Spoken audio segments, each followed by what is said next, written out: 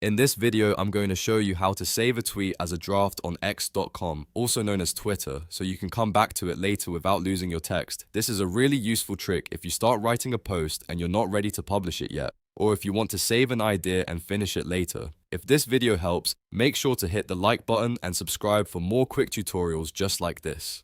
Alright, let's jump right in. First, open x.com in your browser or launch the X app on your device and make sure you're signed into your account. Once you're on the home screen, look for the post button. On desktop, this is usually on the left side of the screen or near the top depending on your layout. On mobile, it may appear as a plus icon or a compose button. Click post to open the tweet composer.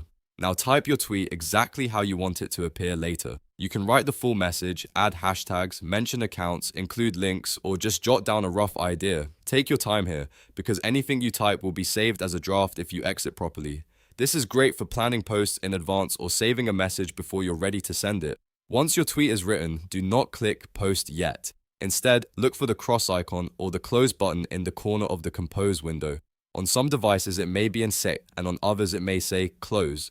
Click that button to exit the draft composer. This tells X that you want to leave without publishing the tweet right away. After that, X will usually give you a prompt asking what you want to do with your unfinished post. From the options shown, click Save. This is the step that stores your tweet as a draft instead of deleting it. Once you save it, your tweet will be kept in the drafts area so you can return to it later and continue editing whenever you want. If you want to find the draft again, go back to the post composer later and look for your saved draft in the draft section. From there, you can open it, make changes, and publish it whenever you're ready. It's a simple feature, but it can save you a lot of time if you write posts ahead of schedule or need to pause while composing. And that's it. You've now learned how to save a tweet as a draft on x.com or Twitter.